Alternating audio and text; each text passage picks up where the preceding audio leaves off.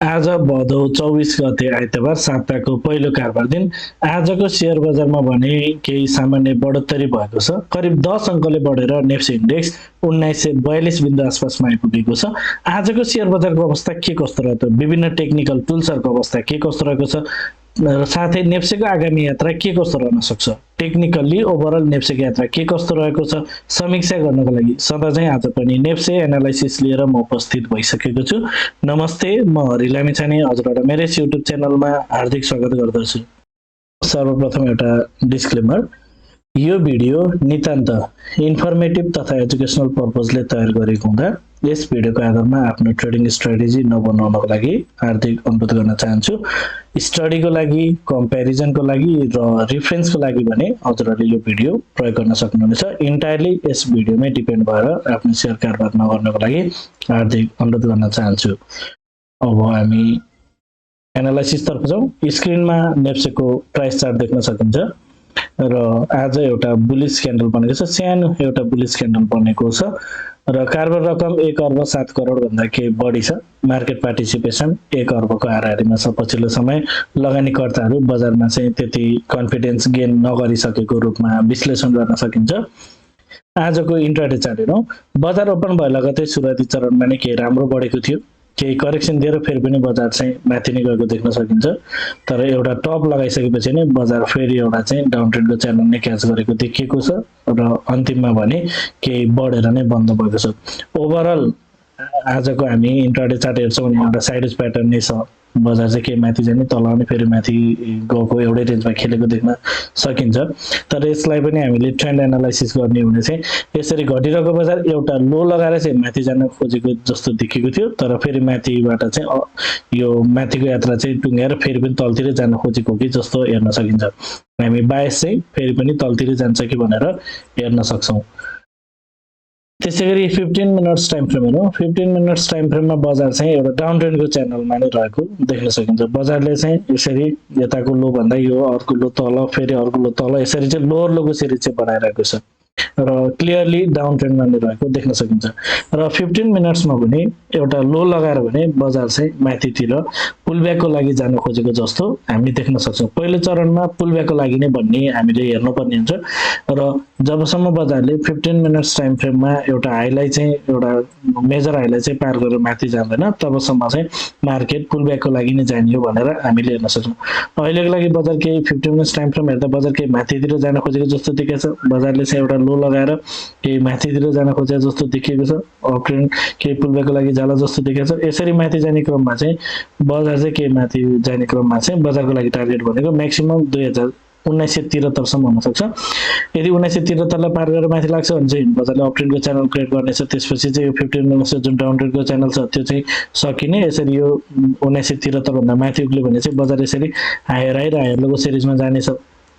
यदि 1973 कट्यो भने, जबसम्म 1973 कट्दैन, 1973 नकटिन्छ यहाँबाट माथि गयो भने फेरि यो कुनै पोइन्ट्समा गएर चाहिँ हाई लोवर हाई क्रिएट गरेर 1977 को दाँजोमा चाहिँ अर्को लोवर हाई तलतिर क्रिएट गरेर फेरि पनि बजार चाहिँ यसरी तल नै जान्छ कि भनेर हामीले अर्को लो बनाउन चाहिँ तलतिर जान्छ कि भनेर हामीले हेर्न सक्छौँ। अहिले डाउन ट्रेन्डको च्यानल क्रिएट गरिरहेको हुनाले बजार चाहिँ माथितिर गएर लोवर हाई क्रिएट फेरि पनि तलतिर नै जान्छ भन्ने चाहिँ पहिलो एनालाइसिस रहनेछ भने यदि बजारले चाहिँ यो 1977 लाई पार गर्दै माथि लाग्छ भने चाहिँ त्यसपछि बल्ल हामी माथिको लागि हेर्न सक्छौँ। त्यसैगरी आवरली टाइम फ्रेममा आज सुरुवाती चरणमा जुन एउटा क्यान्डल बनेको थियो र त्यो क्यान्डल भित्र नै अरू 3टा क्यान्डलहरू चाहिँ बनेको देख्न सकिन्छ र अन्तिमको क्यान्डललाई हेर्दाखेरि चाहिँ यो केही माथितिर चाहिँ जान्छ कि भन्ने खालको देखिएको छ। आवरली टाइम फ्रेममा पनि घटिरहेको बजार यो लो स्टिल कन्फर्म भइसकेको छैन र आवरली टाइम फ्रेममा यदि बजार माथितिर लाग्छ भने बजारले चाहिँ म्याक्सिमम टार्गेट हामीले सेट गर्न चाहिँ 2050 को आसपाससम्म टार्गेट सेट गर्न सकिन्छ र यदि आवरली टाइम फ्रेममा चाहिँ बजार यदि माथितिर लाग्छ भने र विशेष गरी आवरली टाइम फ्रेममा नि 1973 क्रस गर्छ भने चाहिँ मोर लाइकली मार्केट एकचोटि चाहिँ माथितिर जान्छ कि भनेर हामीले हेर्न सक्छौँ।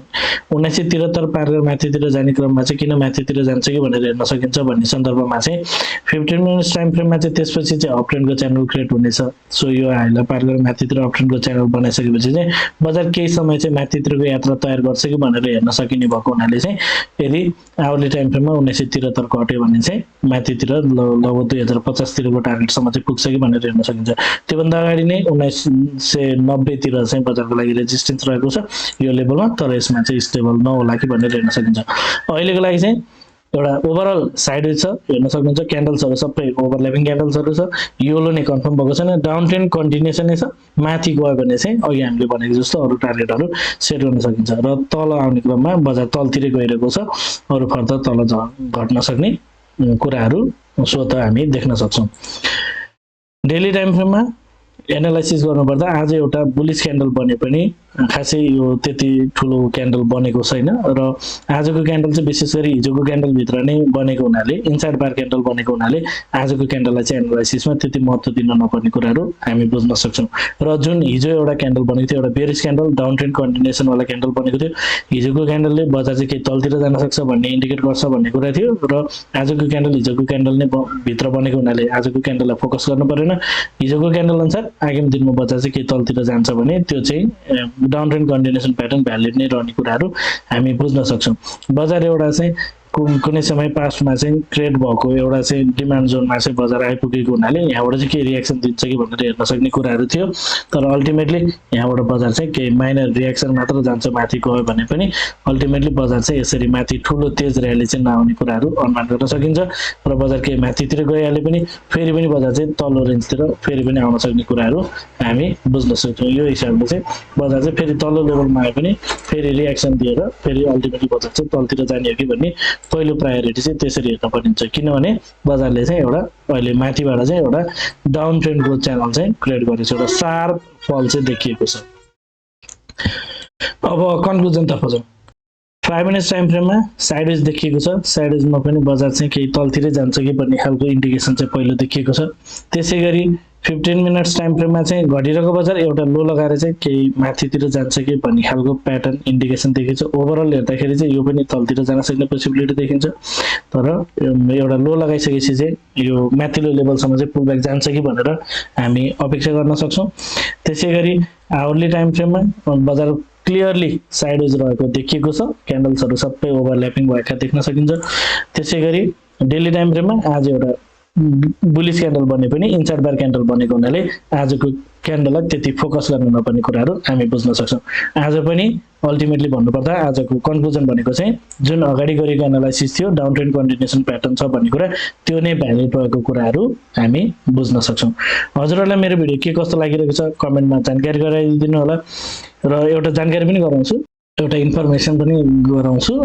मैले चाहिँ अब यो नेप्सेको एनालाइसिसको भिडियोमा नै सबै सेक्टरहरू एनालाइसिस गर्दाखेरि चाहिँ त्यसले चाहिँ अलिकति भिडियो लामो हुने भएको हुनाले बोरिङ हुन सक्ने भएको हुनाले चाहिँ अहिले पछिल्लो समय चाहिँ केही सेक्टरहरूको सेक्टर एनालाइसिसको छुट्टै भिडियोहरू लिएर आउने गरेको छु। योभन्दा अघिल्लोचोटि जुन शुक्रबार र शनिबारको बिदा थियो त्यो बिचमा चाहिँ म्यानुफ्याक्चरिङ एन्ड प्रोसेसिङ र होटल एन्ड टुरिज्मको सेक्टरको सेक्टर एनालाइसिस लिएर आएको छु। यदि हजुरहरू सेक्टर एनालाइसिस चाहनुहुन्छ भने कृपया यहाँ हेर्न सक्नुहुन्छ र यस्तै एनालाइसिस फर्दर चाहनुहुन्छ भने च्यानल सब्सक्राइब गरेर जोडिन पनि सक्नुहुनेछ।